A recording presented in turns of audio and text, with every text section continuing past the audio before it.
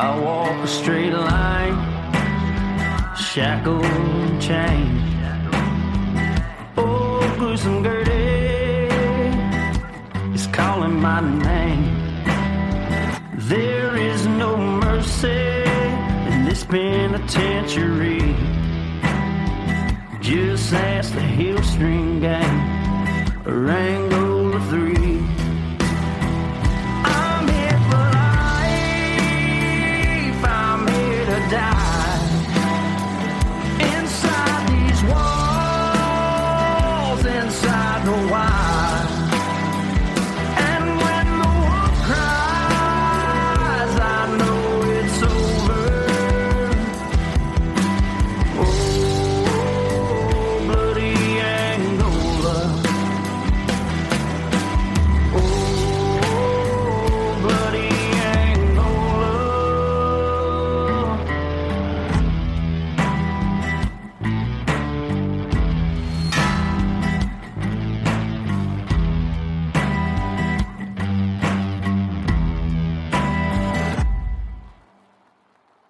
Hey, everyone, and welcome back to Bloody Angola, a podcast 142 years in the making. complete story of America's bloodiest prison. And I'm Jim Chapman. And I'm Woody Overton. And we have a special guest. Yes, we do. And we have been covering a series that we are on part 3 of, the Lake House Murder. Fire series. And we promised you the best guest ever. Right. And so, would you introduce yourself?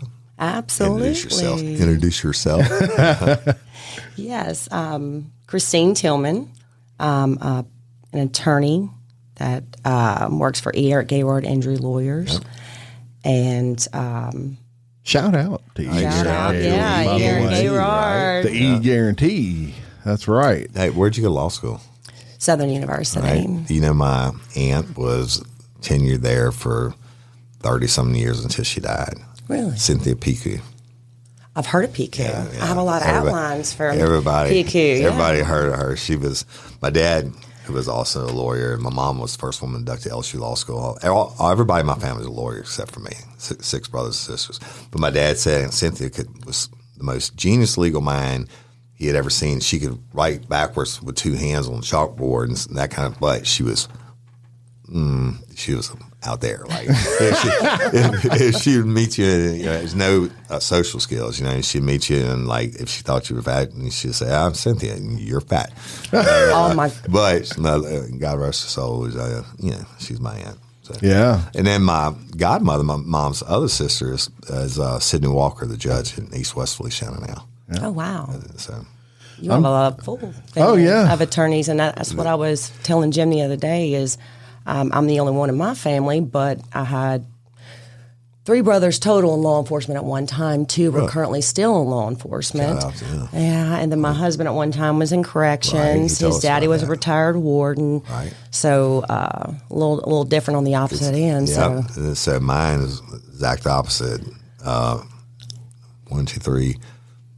All my brothers and sisters and both of my grandfathers, one was a judge until he died, one was the longest running DA in the state, and then one of my grandmothers became a lawyer also, and then my mom and my dad and all my brothers and sisters. Wow. And here I am sitting across the table from you. That's it. That's it. It's funny how life works. So let's do the reason you're here today is you have a lot of intimate knowledge on this, basically the series we've been doing and how this came about. So we're going to give the listeners the inside scoop from that you're never going to get anywhere else. Absolutely. Deal? That's right. And just to tell them how we came in contact. So it was funny. You reached out to me and you're like, you have a podcast. And this was just recently. Miss Tillman and I knew each other because in my former life as I managed a large paint corporation that was family owned. And she's a real estate agent. I think you still have your license and all that sort of thing. Yes, I have a couple listings, and I actually work for Mandy Benton Realty down the road. Yeah, there you go. So that's how we met. I remember that. Shout out to them. And was showing us some commercial buildings, and that's kind of how we met. And then many years later, she discovers this podcast, and she's like, she's like, how did I not know?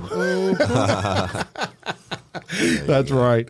But glad you're here, and you do have some knowledge on this, and maybe kind of start with your particular knowledge with this case and pretty landmark decision that was made.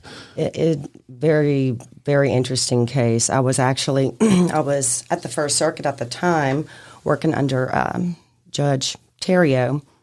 Yep. With the First Circuit Court of Appeal, which is located in Baton Rouge. Right. And I remember because, when you clerk for a judge and the judge, they get writs all the time. Yeah. Basically requesting, it's not an appeal of right. It's just saying, please take my case. Yeah. This and a writ is essentially a letter of sorts from someone appealing a case. Is that exactly typically because what that if is? What people often do is when you don't have the right to appeal or your time has lapsed for an appeal, they take on a writ of certiorari. Gotcha. So this was the case here, and it was Attorney General at the time, Landry, or Governor-elect.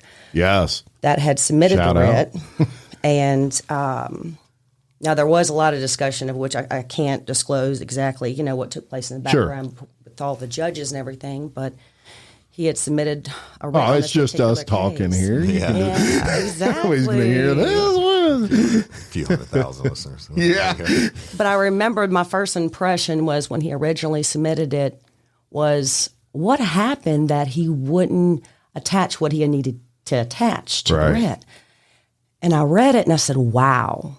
Yeah. This is absolutely something. Yeah. And while I'd had it, I remember researching and pulling up various decisions and a prior law that was very similar that was also shut down by the Supreme Court. And I remember pulling up a case, I believe it was Reddick case. And not a lot of people pay attention to the footnotes. Yeah. But you do. The Supreme Court is very important. Yeah. Because they issue directives and they'll tell you what they want or what you need to do, so on and so forth. And I remember looking at a footnote in that particular case, and they'd brought up the particular law that, Landry was actually challenging at the time. Mm-hmm. And I said, oh my goodness, if this goes to the Supreme Court, they're going to shut it down. Yeah. Just based on that footnote and the application of the law. And what I thought to myself is it's not necessarily the application that has been so far, like with Montgomery and various people, them using it. I don't necessarily think kind of on the line, but it's how the law is written and how it can be used, not how it has been used. Because it can be abused based on the language and provide more than what has been provided. Yes. People. And you referenced Montgomery, and for you listeners out there, and correct me if I'm wrong, but Montgomery is where a minor, someone under the age of 18 was convicted for life in prison with no possibility of parole. And then they changed that decision and said if you were convicted as a minor, that you basically you had to have a chance at parole after a certain time period. That's what Montgomery is for the listeners out there that may not be for people familiar.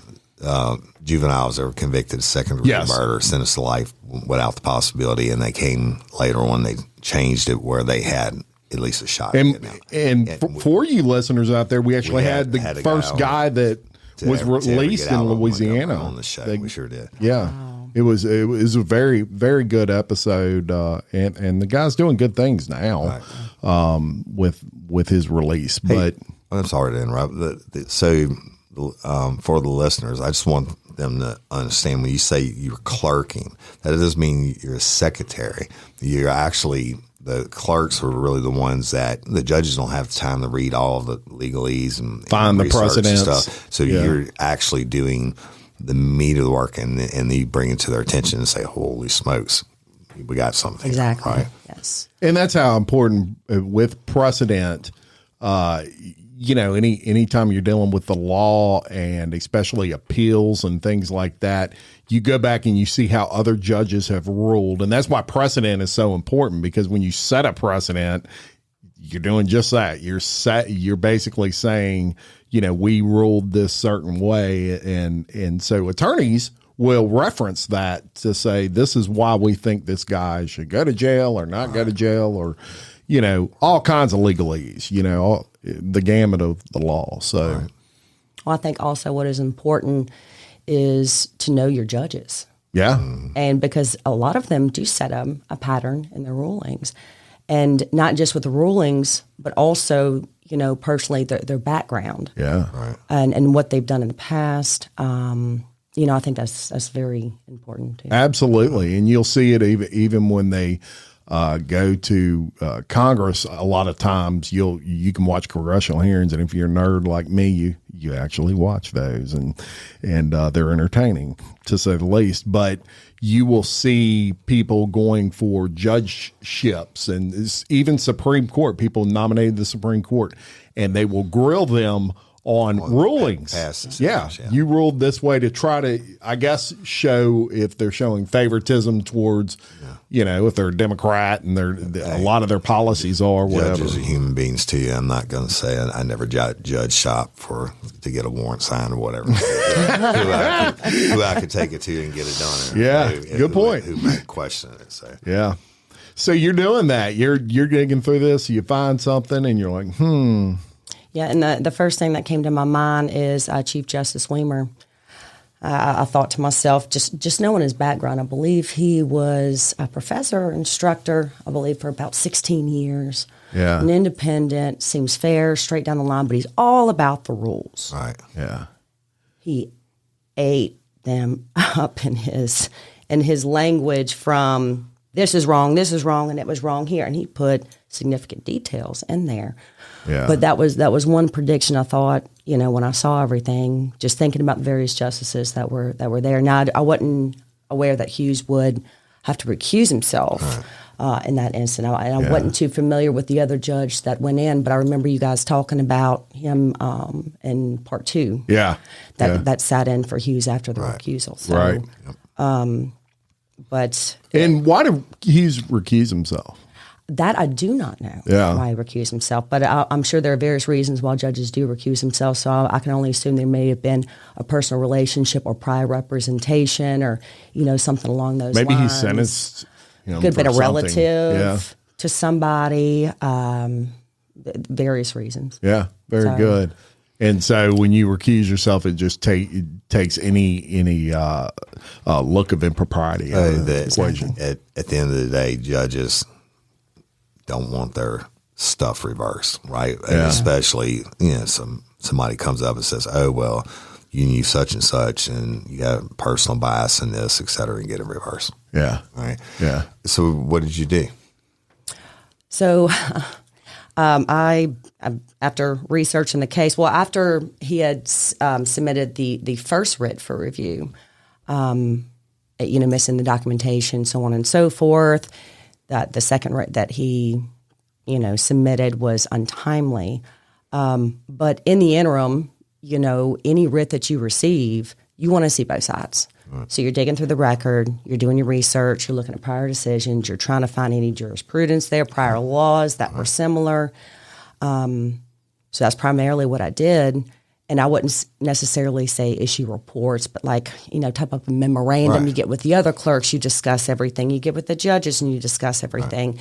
So even whether it's going to be taken up or not, there are still discussions as to the particular case. And that's what, of course, happened in this case. Because although, a judge may not read everything in the record and every single detail, and sometimes they do. I was surprised how much work they did and how much they actually researched and read, especially on a constitutional issue. But I think it was very wise that the less you say, the better. Mm-hmm. So in these circumstances, the circumstances then was, just not any reasons, not any directive, no comment on the constitutionality of the law. Yeah. They just went straight procedure. And I think that was wise for them to do that.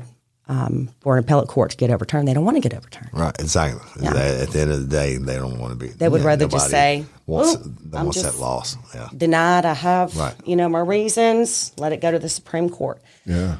So, like I said, being surprised that all that took place with that, I thought, good Lord, Landry, of all people, what happened here? But I'm sure he had assistants working for him, and they just maybe misstep, dropped the ball. Something happened, and it's. And it was really a technicality more than it was the. You can correct me if I'm wrong, but the primary issue was the lateness. You have so many days or something to turn this writ in. 30 days. Yeah, and it was just later than that. So it wasn't, you're not right in what you're saying. You just didn't get it to us in time, basically. Wow. Yeah, and there's a reason they have that time frame. Which is? And I'm just... Oh, for whatever. For whatever. Baby. I'm talking about like people that I have... Ashley Posey, for instance, second-degree murder convicted, and they have I think a year or whatever to file their appeal in, and she filed it late. Well, and you got nothing else to do. But I don't know what happened in AG's office. Like she said, maybe somebody did whatever, but it didn't get filed. It didn't get filed. But which also makes this case unique because it still it proceeded. That's right, and you have a right to a speedy trial, and I think maybe that's some of it, or in speedy decisions. And well, back in her case, she was already convicted. Yeah, everybody has the right to appeal unless you plea bargain out for your sentence. So back to it, it's late. It's late, but it's still got to take it out. Exactly, and that is one question I've asked myself. The thoughts of the justices, taking this up because it was a 4-3 decision. Yeah. And I'm wondering, had Hughes not been recused, what the decision may have been. But with Landry, was Landry given an exception with the procedural hurdles?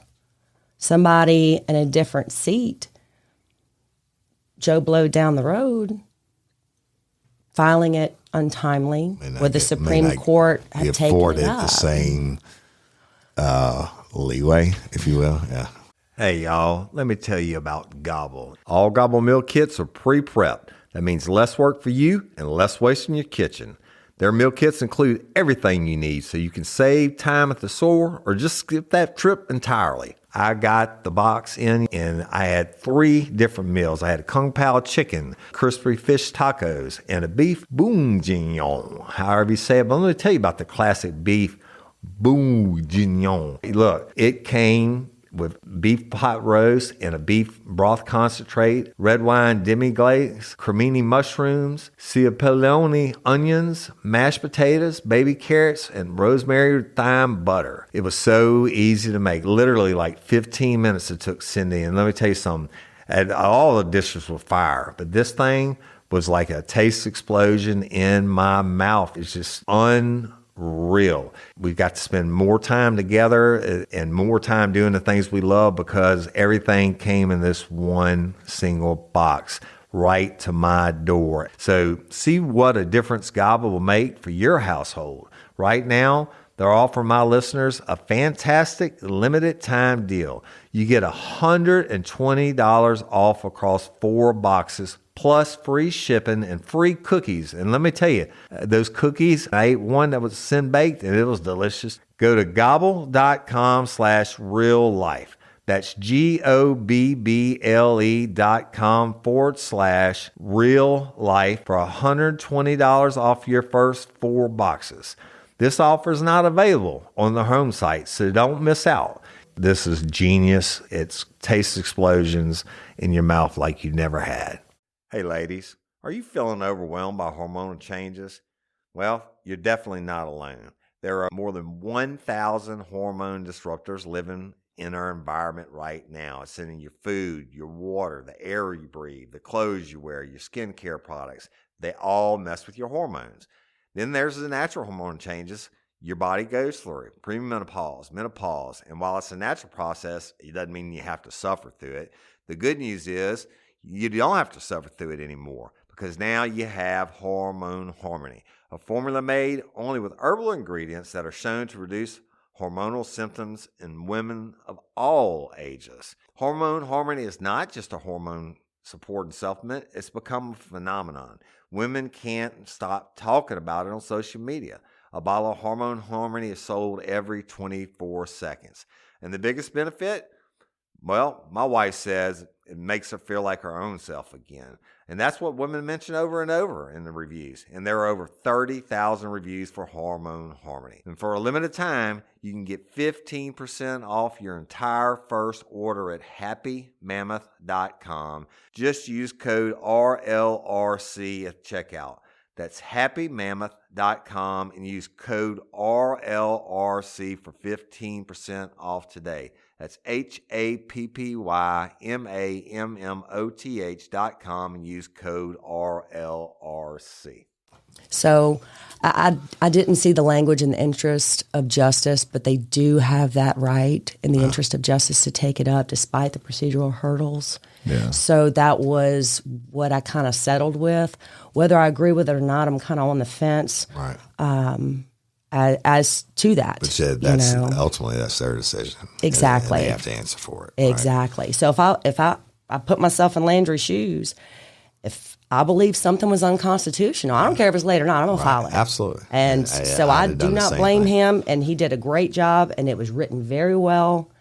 It sure was, yeah. Now, sitting in a judge's seat, I don't know what I would have done, to be honest with you. Yeah. So, interesting. And it's important to note, I mean, I think that the question, and why Landry was taking this to the level that it got taken to was not a question of guilt or innocence. For him, it was a question of constitutionality. Whether the guy had done it or not done it, we're up to the appeals courts to decide. He had a problem with the constitutionality of a district attorney being able to basically tell a judge, I think that we need to impose a lighter sentence, and that lighter sentence being imposed because in his mind, only a governor has that power. That's clemency in his mind. And again, for the listeners, this is all after the conviction. Mm-hmm. Well, like you said, whether the guy did or not, he's been tried by a jury of his peers, found guilty, sentenced, and here we are. And here we are, and they were going to cut the deal, coming back on it, and Jeff Landry, the then Attorney General, is like, this is not right. Yeah. So, question for you, Ms. Christine: once that occurs and this becomes late, your option as the Attorney General is to then go up to the Supreme Court level and say, well, I'm going to let them hear this case, the Supreme, Court, and their decision is final at that point. Yes. Okay, so it's kind of the last step, and that's what he does. Yes, that's exactly what he did, and the Supreme Court they took up the writ, and as previously stated, a writ it's not a right, so it's the discretion of the judges, and they must have seen this to be a very important issue to address. So they took up the writ, and so they have to take it up. They're not bound. They can decline it. I did not know that. That's the difference between an appeal. Right. Now and you'll have a judgment on that, but with a writ, they don't have to take it up. I did not know that. So that's interesting. Yeah. Well, thankfully they took it up. That's what's so significant about this is they didn't have to. Right. Yeah. So they saw something. And then also with the dispute as to whether or not he had standing, and then the timeliness, and then them having the discretion to take it up. That is pretty significant. Yeah. Well, they saw what I see, or and it was wrong. Yeah. Or ultimately they decided that they couldn't do that. Yeah. Right. Yeah, and you're. I don't know if you want to talk about it, but do you agree with that decision personally? If you were sitting at that level, I'm kind of on the fence with the decision. With that particular case. Now, the way the statute is written, do I see it being misused the way it's written? Yes, I could see that. I could see it equating to a pardon.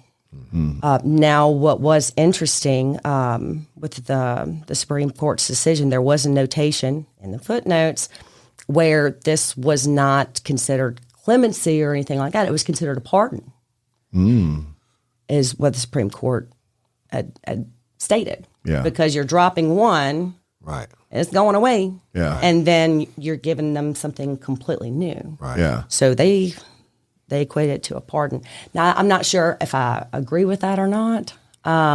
Technically, written on paper, I could see it. But how it's treated and what's taking place, kind of, I don't know if that would be my first thought, that it's actually a pardon Yeah. per se. Right. And only the governor has pardon power. Exactly. Right. Interesting. It kind of surprised me in the beginning that the AG would go, basically, they're going against the DAs and the judges, right? Yes. But it's the AG's job, and that if he thinks it's wrong, and that, I mean, he did exactly what he was supposed to do. But normally the powers that be don't go against each other on that. That's what I got out of it. Yeah, and you make a good point. And when you think you're on the outside of all this, you would think, I mean, they're all maybe friends, and it's a situation for him. You bring up a good point to step out and just say, hey, I don't think what y'all are doing here is constitutionally acceptable. Pretty big step from man. And for those that are not familiar with or don't live in Louisiana, we have listeners all over the world. Jeff Landry is a very constitutional person, and we love him for that. And he is now the governor elect for the state of Louisiana. At this time, he was the attorney general, and he did a lot of fighting, and of what he believed in, and I credit him a lot for that. And this was one thing that he just didn't like the way it looked, the optics of it, and apparently he was right. Exactly. When the Supreme Court made that decision. My question, and I think Woody actually brought this up in his divine wisdom, is so you have guys that are exonerated on DNA, for example, Yes. and they get exonerated on that DNA and they get released from prison, and it's not necessarily the governor that's releasing them. What, I guess, do you remember having that conversation with me? So what your question on that was? My statement on it was DNA is the evidence in the DNA is irrefutable. Like 1 in 100 trillion, whatever it may be. Yeah. So they have to take a look at that. Yeah. In this case, this guy was tried and convicted and sentenced, and it wasn't on DNA. They're not challenging the DNA in the case.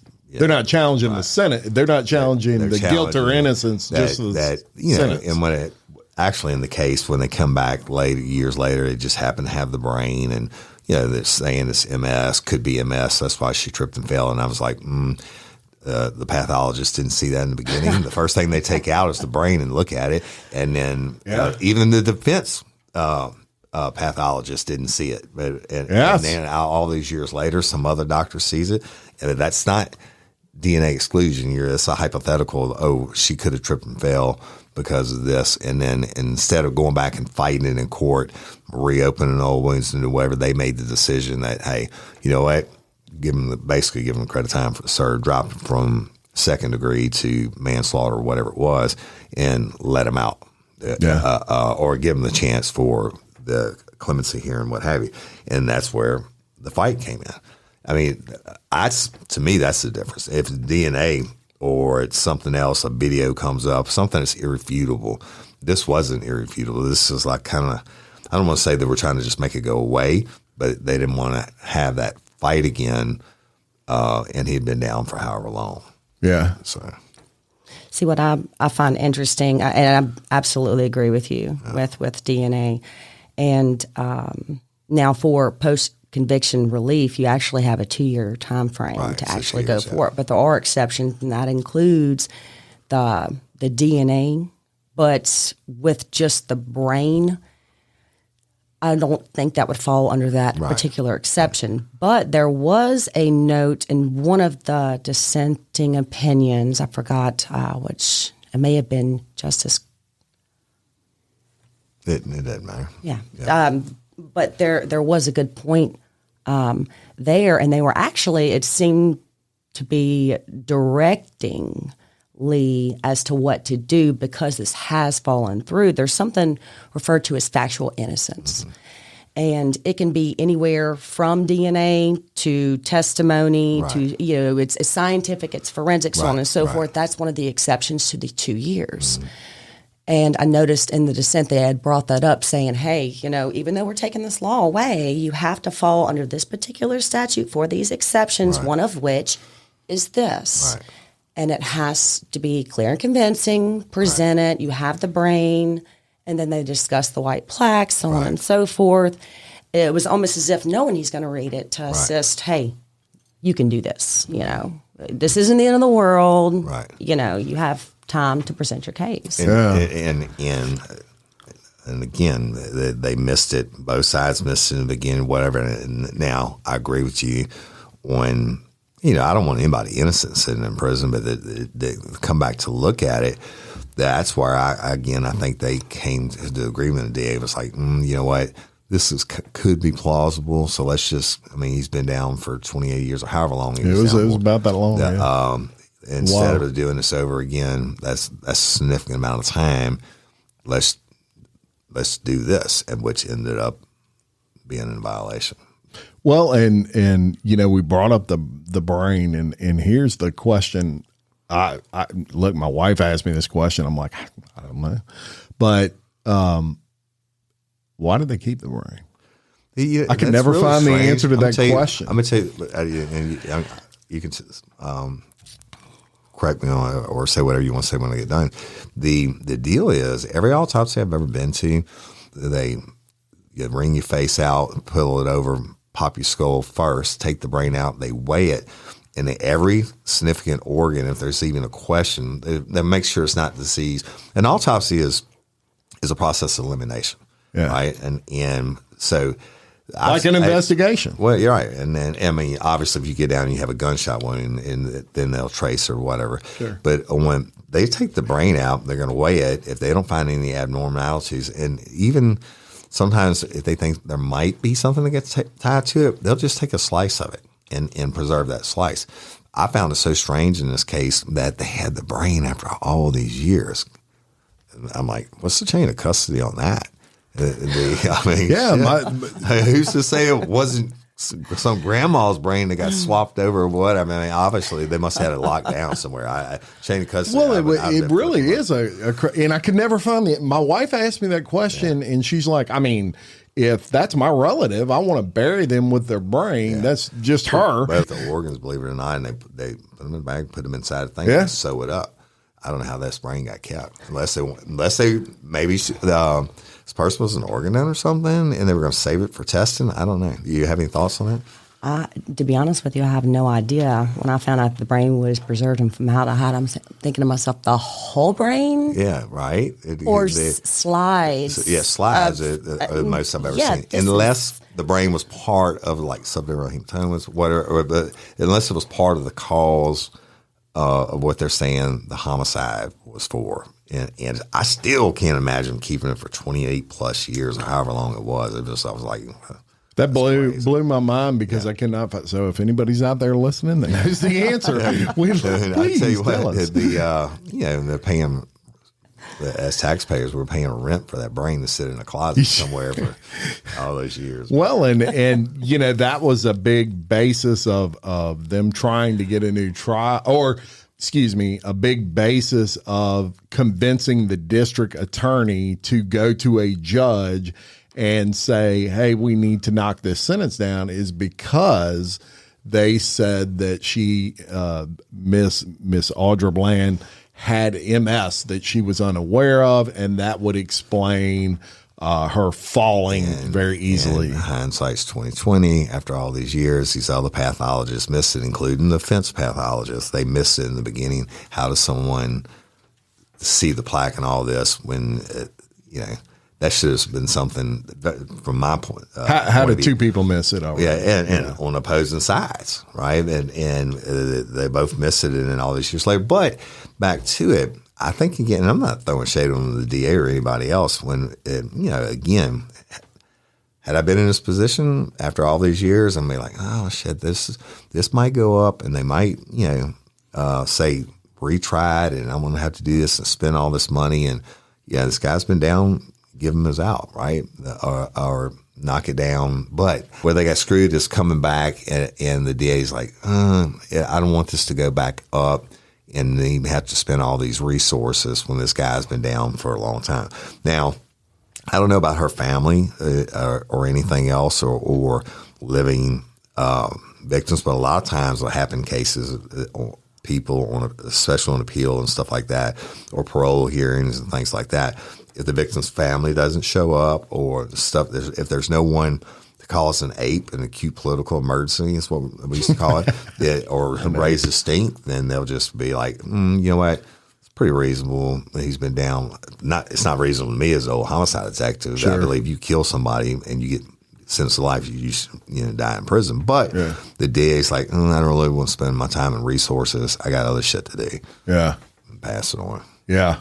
And avoid the possibility of a retry and a loss. Yeah. Let me ask you this. I really think that is a viable option and probably should be.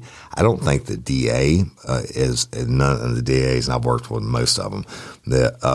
I don't think they would come from a really bad place, but I'm sure there's good and bad in every profession.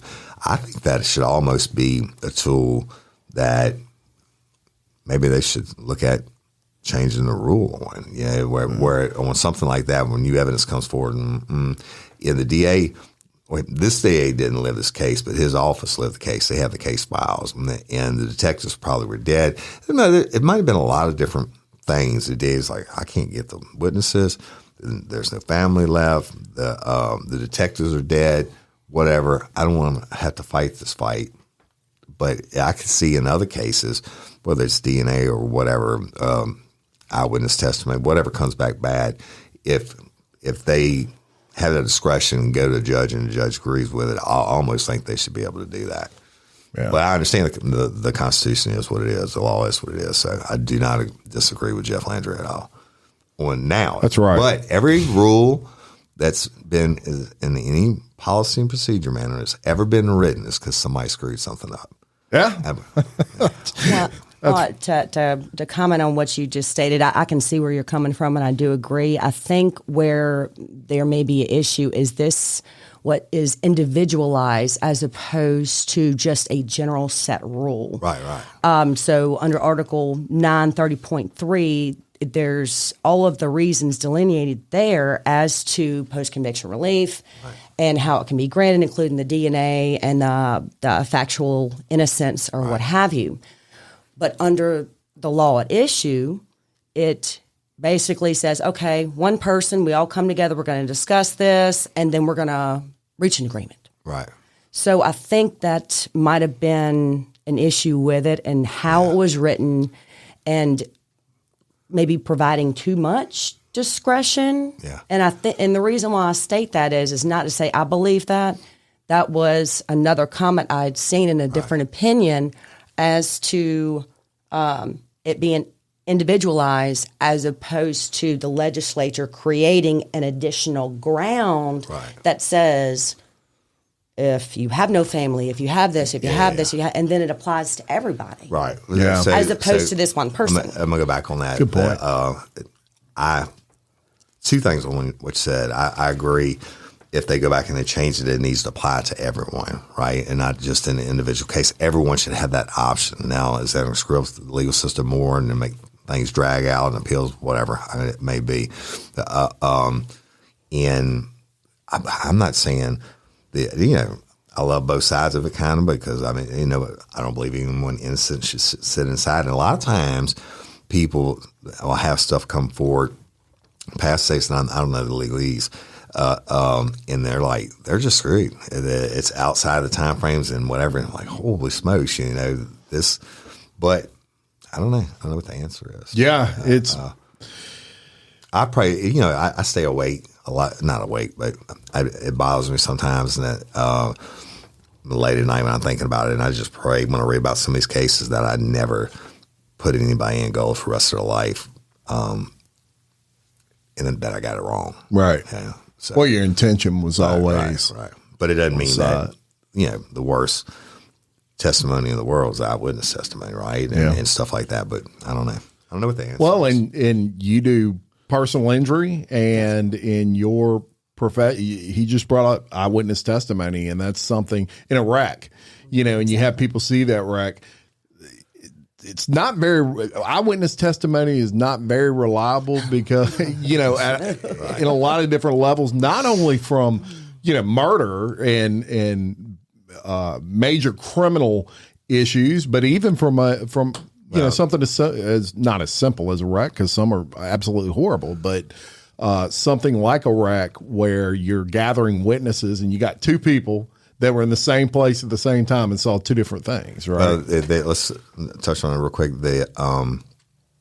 You could have 5 people, and generally you ask them, and they might give you a different description of a shirt or height or weight or what they guesstimate the age is, as long as they get the base same thing.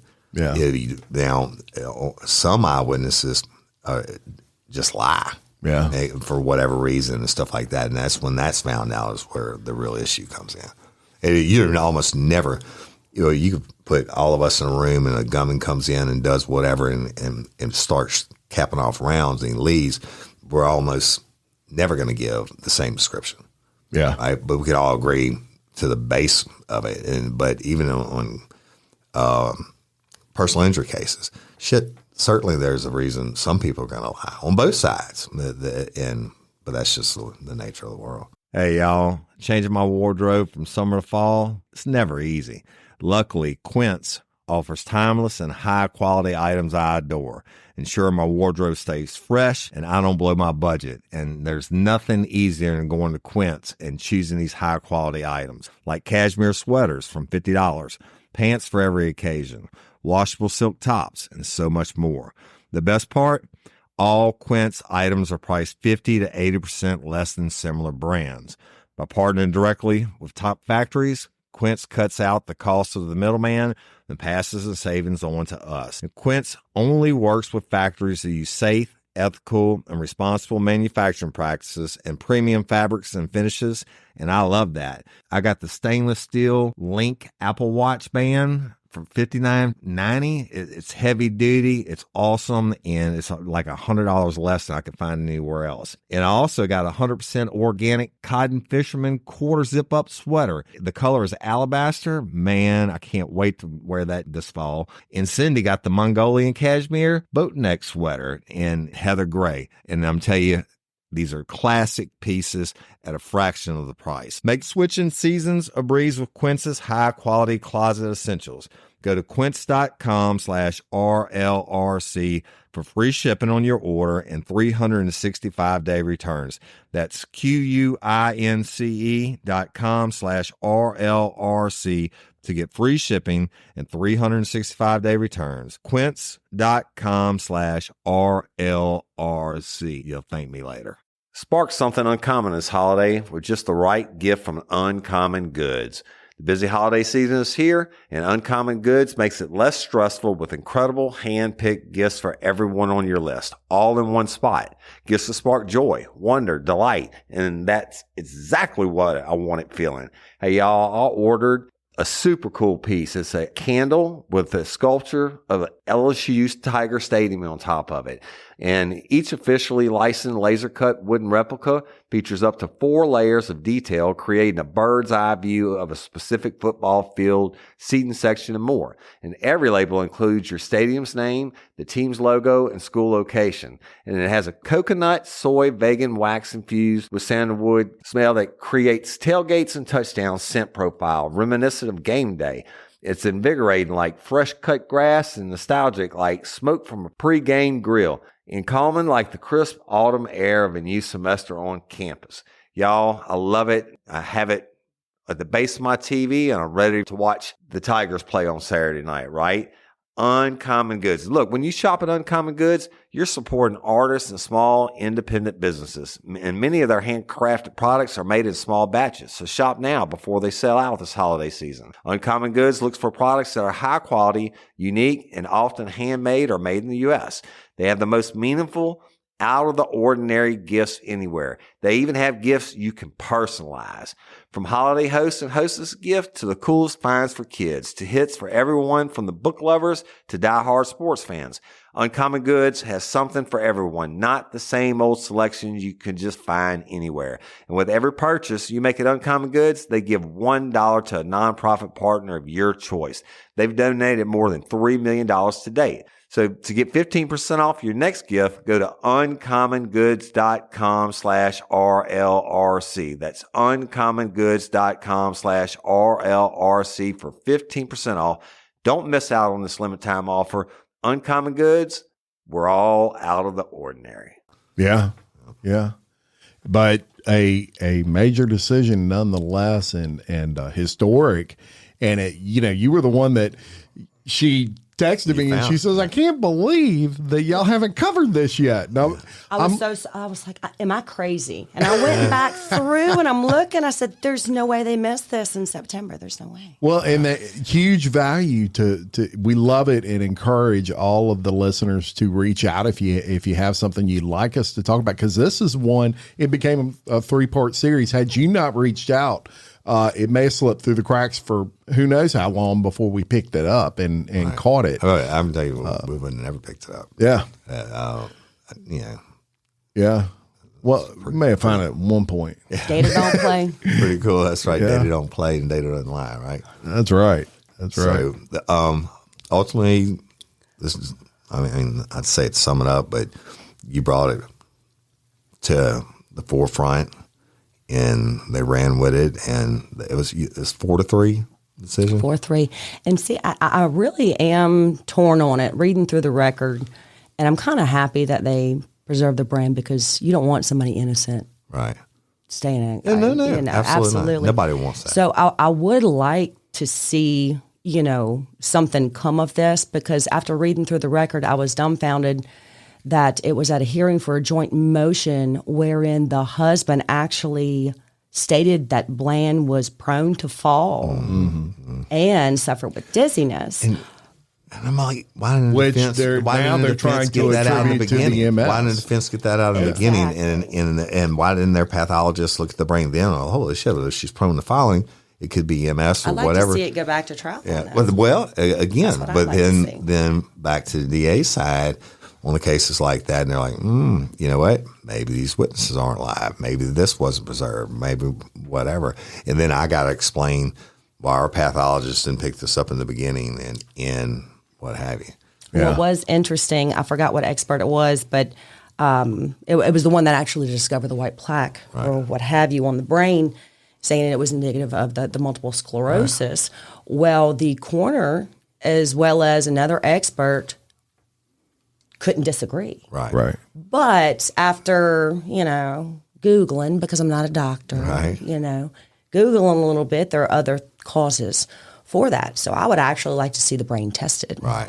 And to see if that is. Yeah. And see it, why not go back to trial? Yeah. You think they ought to go back to trial? This I don't know, because what I don't understand is why was there only a visual inspection by that expert and not actual testing of the brain? Maybe they were trying to get a new trial based on some kind of reasonable doubt, reaching for straws. Maybe I don't know. Maybe because you didn't find what Jeff Landry's people sent in the writ. Maybe they were just hoping to get this agreement, right? Well, you know what? Bring enough pressure. They didn't want to go to trial, but we really don't want to go to trial, but we're not telling them that, and maybe we can reach this agreement. And guess what? It backfired. Yeah. Because now they're never getting that agreement. Yeah. Right? Yeah. Wow. I like it. Crazy. Thank you for giving us that case to cover. Look. I could talk about it all day. How many There's so much here, like y'all said. downloads, Yeah, that whatever we've you gotten say, on you this say. thing. Yeah. What intrigued you the most about this case? It was the disputes of, because the justices, when you have, the main opinion, then you had the dissenting opinion. Sometimes they write an additional when they're concurring or what have you, is to see them kind of go back and forth at each other. Yeah, that is interesting. And I do like that because I find the Supreme Court is pretty good with that. And I see it with the state appellate courts or what have you, but not to that extent. So I find it pretty interesting, but everybody needs a Ginsburg and Scalia, right? There's always two sides, but you can be best friends and have a dinner. Amen. So that's right. That's what I enjoy is them being able to come together, but seeing them go back and forth. But having been in the background working with judges, it's like they're so mean on paper, but then you sitting there and they're all laughing, drinking coffee. Right. It's kind of like attorneys going to trial and they're against each other and they're like, okay, let's go get some coffee now. Right. Isn't that something? Break, Yeah, that's part of it. The practice of law. That's right. And speaking of that, you're a lawyer now, and how much do you love law? Hey, what made you want to become a lawyer?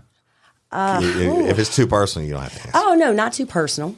There was an attorney who was a dear friend of mine, Ike Hawkins. I started at his office just like a secretary, whatever. I was probably 15, 16 years old. And I just got to watch it. And then I started doing paralegal work. And I was like, man, I think I'm kind of stuck in this. Right. I said, you know what? And I started really enjoying it. And I said, this is what I want to do. Right. And I'm seeing the attorneys do everything, even though it's kind of like the nurse and the doctor. You do everything in the background, but the attorney's the one signing, settling, and getting the glory, right? I said, well, I think I can do that. But I'd been from law firm to law firm, from managing HR to paralegal work, been around. Yeah. And I couldn't get away from it, got a passion for it. And when I was in law school, I was on law review. Sweet. I became real fascinated with the legislature and, the bills and, wrote, I have a couple of publications of which have been cited, which is pretty cool. Really? On the Fourth Circuit, Look there. And that is awesome. Actually, attorneys reach out to me regarding my publications, and they want me to enroll as counsel in some of their to help them with exactly. Stuff, So it's just all of this, just doing that for such a long time. It, coupled with my love of writing and justice and reading and finding that loophole somewhere. It's but in my heart of hearts, I really wanted to be a prosecutor. Me too. But my husband told me no. Hey, that's love. And I had the grades and everything to go, but I just didn't want to. And not knocking the right, because my whole family does it, sit behind the desk and do the same thing. But I would have been a prosecutor like one of my grandfathers or a judge like my other one, right? But I can't sit still long enough. I love it. I love it that, you know what? The world needs good attorneys, right? Yeah, I agree. And it is what they keep it, when it, in its purest form, they're keeping everybody honest. Right. And everybody, the law is such an important thing. And I dealt with, not super recently, within the last year, one of my kids, someone hit and runned them right there on the road. Yeah, ran a red light, and it was a big mess. On video, right? Yeah. And thank God for good Samaritans in the world. This person I didn't know, and he was from Florida, and he sent his dash cam video into the police of the wreck. That's awesome. It just so happened to do that. But long story short, the insurance company that we were dealing with waited till the exact last day to do everything they had to do. And I'm not crushing on all insurance companies, but let me tell you, I didn't like this one. And I could take a wild guess. It was an open and shut case, and they fought it tooth and nail just because they could. Yep. And so that's why lawyers are important, and especially personal injury lawyers, because they look out for things like that. Yep. So, shout out to you for following your dreams and, absolutely, becoming and owning it. What and owning it. I'm trying. And loving the law. Hey, you have any questions for us? Yeah. Anything. What's our favorite color? There's nothing off green. The record. Don't ask. Don't ask if you don't want to know the truth. Yeah, what are you doing? Yeah, don't ask him something too crazy. He'll answer. I'm just curious how you guys got together. Oh, that's a great story. And then how you came to be, I guess director doing podcasts. Yeah. And I kind of heard a little bit of your story when you said, "What is a podcast?" I was the same way. Right. Because I actually had a friend of mine, Meredith Thigpen, tell me about one of your podcasts, and I was like, "How do I do Shout that?" out to her. My husband listens to podcasts. Well, how do I do that? I didn't even know. I'm like, I'd never heard the word. yeah, I'm a dinosaur. I'm like, hey, asking my girls, hey, can y'all turn my phone on and get me a podcast? It's called this, Yeah. So I heard a little bit of the backgrounds, Right. but how you guys came to be, and how you got into it, and This is a great story. Let me. I gotta tell this one. Yeah. So, I was in a whole different world. I was a sales manager for a family-owned paint company, but very successful, privately owned company. It was the largest privately owned paint company in the United States and been around forever. Very successful at that, 20 plus years, same job, never left. Through that, I wanted to promote my company more and what they were doing. And I started something called Chapman's Paint Place Podcast. And it was horrible as far as video. It was with a cell phone. It was like everything you would expect to be horrible. But it had some viewers because I would be like, show me how to touch up a sheetrock wall. I'd be on a painter's job site and they would do it. And people would YouTube how to touch up a sheetrock wall and they'd watch it. So I had a little bit of an audience there. And I always had a passion for private businesses. That's why I worked for a small family-owned paint company relative to like the large Sherwin-Williams of the world for so many years. And I wanted to promote small business and mom and pops and people that were just busting their tails. And so I got in touch with McHugh David of the Livingston Parish News, and he was doing a podcast of his own. And I said, man, I want to rent your studio and do my stuff out of there. I don't know how to edit. I don't know how to do any of that. How much will you charge me? Came up with a price, and I started that.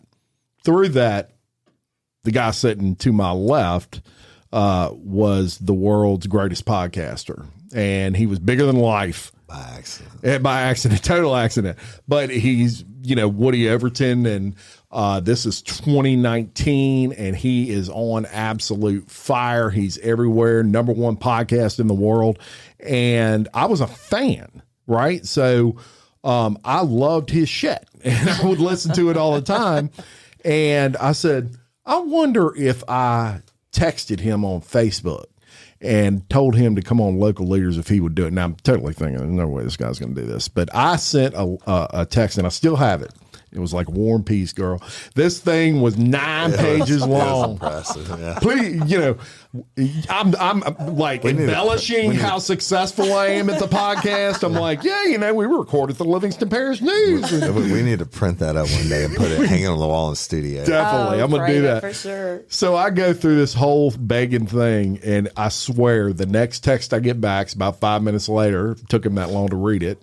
So, basically said, Jim, you had me at hello. Like the money. Yeah. And he came in and he did Local Leaders. And this was before Envision was here. Way before. We were filming it. The Livingston Parish News. Yes. And it caught fire because of absolutely of him. I used him for that. And through that process, it was, it's hard to explain. You come across people in your life that you just feel like we're meant to be there. That was kind of like a me and Woody thing. Since that meeting and that podcast, we've never kind of deviated from each other. It's very strange. So through that, God blesses you. We believe this, and things would come up, and we would always kind of collaborate. And at one point, I made the crazy decision to leave my job that I was totally secure with and go way out on a limb. Right. And it has been probably the best gift other than my children that God has ever given me. And your wife. And my wife, of course. Yeah. Oh, yeah. Her. That's right. That too. She goes without saying. Hey, I like that. Recovery. Yeah, it was just a stupid blessing. Yeah. And then, and within 5 months of starting my podcast, totally by accident, I used to travel the country, and I'm certified in all federal courts as a expert witness in law enforcement matters. And Nice. So that's what I was doing. That's that and polygraphs at the time. And then, but I started the podcast within 5 months. I won People's Choice Podcast of the Year Award for drama and storytelling, and rolled on. Started doing live shows and all this stuff. And then, we hooked up, and I told him, I said, hey, you gotta grab them things if you and step out there on faith, because I did it. And like when I started cutting back on my other stuff because the stuff's taken off, and I didn't know anything, right? And had to go through different producers and different things and take learning licks and improvise, adapt, and overcome. And we put it together as kind of like the 1 in 20 powers activated, right? Amen. And then he stepped out, started Envision Podcast Studios,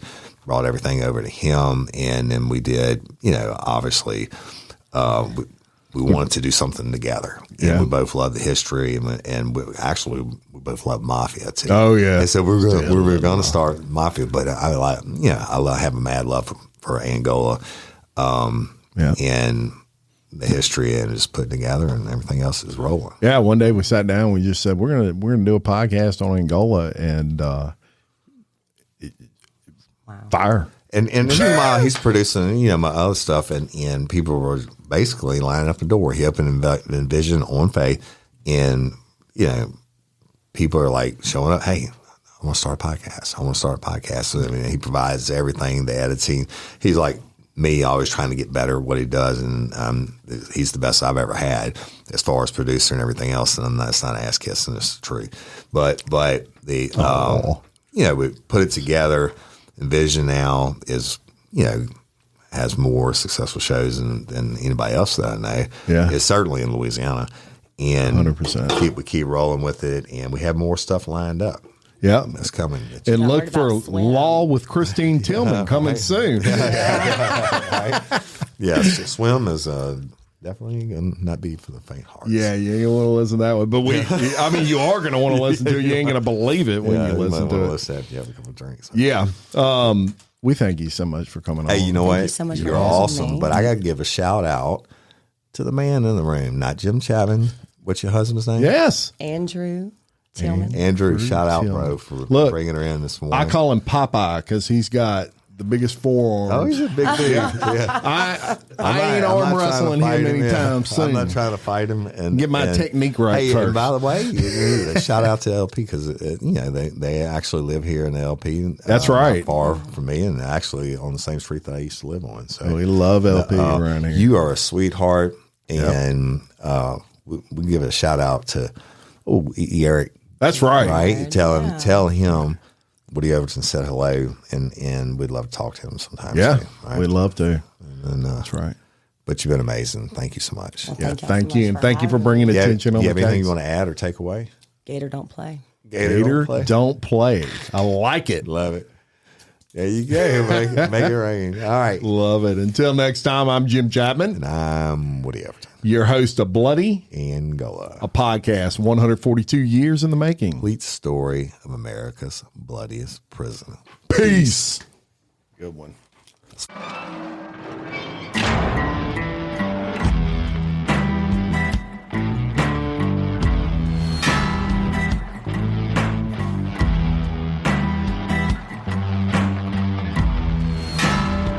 I walk a straight line, shackled and chained. Oh, gruesome Gertie is calling my name. There is no mercy in this penitentiary. Just ask the Hill String Gang or Angola 3.